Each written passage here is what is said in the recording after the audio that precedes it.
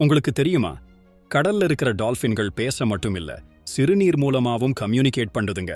கடல் உலகத்தின் புத்திசாலிகளான டால்பின்கள் மற்ற மீன்களை சந்திக்கும்போது சிறுநீரை வெளியிட்டு தன்னோட அடையாளத்தையும் மனநிலையையும் சமூக அந்தஸ்தையும் தெரியப்படுத்துதுங்க.